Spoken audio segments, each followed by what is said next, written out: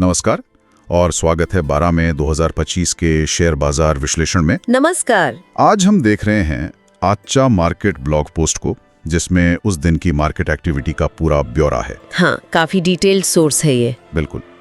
तो मिशन यही है कि इसमें से खास बातें निकालें, ग्लोबल संकेतों से लेकर कंपनी नतीजों और मार्केट के मूड तक। चलिए शुरू करते हैं। तो सबसे पहले ग्लोबल माहौल कैसा था। क्रूड ऑयल था लगभग $65.70 प्रति बैरल। रुपया डॉलर के मुकाबले 85.37 पर। सोना भी करीब 94,200 रुपए और चांदी 96,300 रुपए। और बेस मेटल्स में भी तेजी थी। हाँ, और जो बड़ी खबर थी वो थी अमेरिका चीन के बीच टैरिफ पर वो 90 दिन वाली डील। हाँ, और साथ ही रूस यूक्रेन के बीच बातचीत की एक संभावना सी बनी थी। सही। तो उससे वो जियोपॉलिटिकल टेंशन थोड़ी कम हुई। बिल्कुल। और ये ग्लोबल संकेत मतलब इनका सीधा असर पड़ता है बाजार के सेंटिमेंट पर। हाँ, टेंशन कम होने की खबर से अक्सर निवेशकों का भरोसा बढ़ता है, जो हमने देखा भी उस दिन। तो ये तो हुई ग्लोबल बात। अब आते हैं अपने भारतीय बाजार पर।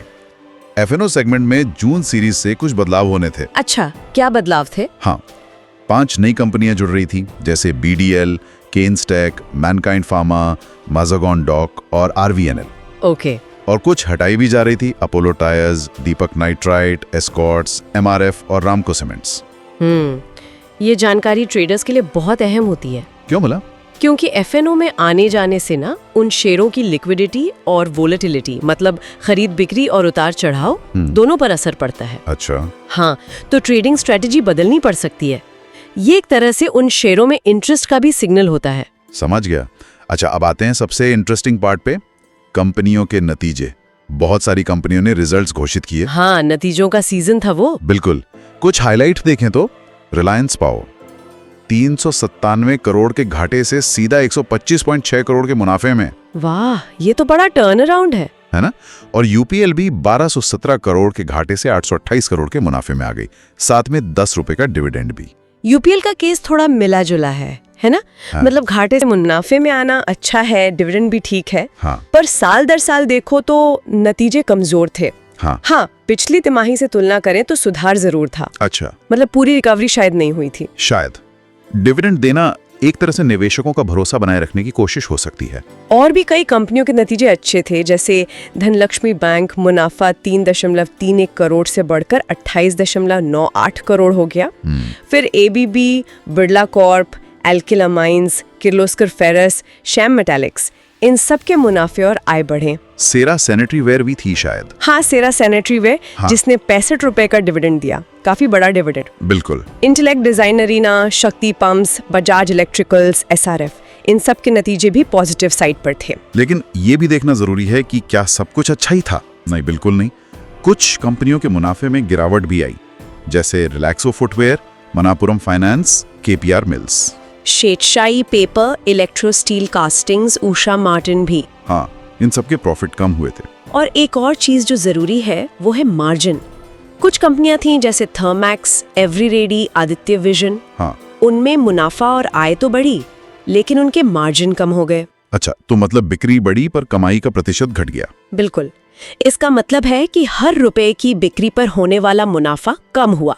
ये अक्सर मतलब या तो लागत बढ़ने का संकेत होता है, जैसे कच्चे माल की कीमतें बढ़ गईं, या फिर बाजार में कंपटीशन बहुत है और डिस्काउंट देना पड़ रहा है। हाँ, ये जरूरी पॉइंट है। सिर्फ ऊपर की ग्रोथ देखना काफी नहीं। सही कहा। बॉटम लाइन और मार्जिन का ट्रेंड समझना ज्यादा जरूरी है। अच्छा, नतीजों के अलावा कुछ और कॉर्पोरेट खबरें भी थीं। पूर्वंकरा ने बैंगलोर में एक बड़ी जमीन खरीदी। हाँ, उसका अनुमानित डेवलपमेंट वैल्यू करीब 3300 करोड़ बताया गया था।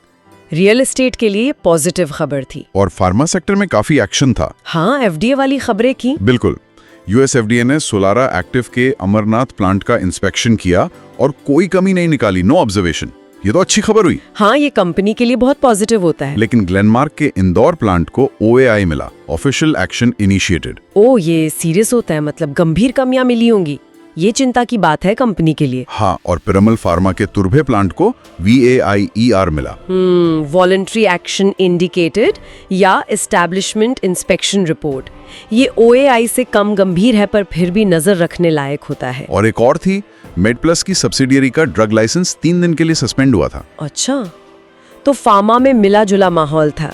ये एफडीए के एक्शन बहुत मायने रखते हैं। ओएआई जैसी चीजें एक्सपोर्ट और शेयर प्राइस पर सीधा असर डाल सकती हैं। सही बात है। अच्छा, एक और खबर थी, टीसीएस ने ओमान की एक इंश्योरेंस कंपनी से डील की। हाँ, ये आईटी के लिए पॉजिटिव था। और पीवीआर इनॉक्स का घाटा भी थोड़ा कम हुआ, 125 करोड़ रहा।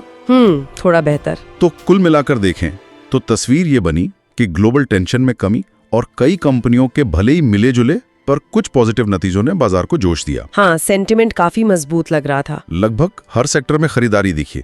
Metals, reality, energy, auto, FMCG, banking, mid cap, small cap सब हरे निशान में थे। और आईटी इंडेक्स ने तो इंट्राडे में 5 साल का हाई भी बनाया था। हाँ, तो आखिर में सेंसेक्स बंद हुआ 82,429 पर और निफ्टी 24,924 पर। काफी मजबूत क्लोजिंग थी। तो आज हमने 12 मई के बाजार की खास बातें समझी। ग्लोबल संकेतों का असर, एफ&ओ के बदलाव, कंपनियों के नतीजों का विश्लेषण, खासकर वो मार्जिन वाला एंगल, हाँ, और कुछ अहम कॉर्पोरेट डेवलपमेंट्स पर भी नजर डाली। बिल्कुल। तो ये सब जानने के बाद एक सवाल मन में आता है, क्या? कि जब कई कंपनियों के नतीजे उतने शानदार नहीं थे, कुछ मिले जुले थे, मार्जिन घट रहे थे, कुछ के मुनाफे कम हुए, फिर भी ओवरऑल बाजार में इतनी तेजी क्यों दिख रही थी? ये दिलचस्प सवाल है। क्या ये सिर्फ ग्लोबल संकेतों का असर था, या निवेशक कुछ खास सेक्टर्स को लेकर, या शायद आगे ब्याज दरें कम होने की उम्मीद में ज्यादा बुलिश हो रहे हैं? इस पर सोचना वाकई दिलचस्प होगा।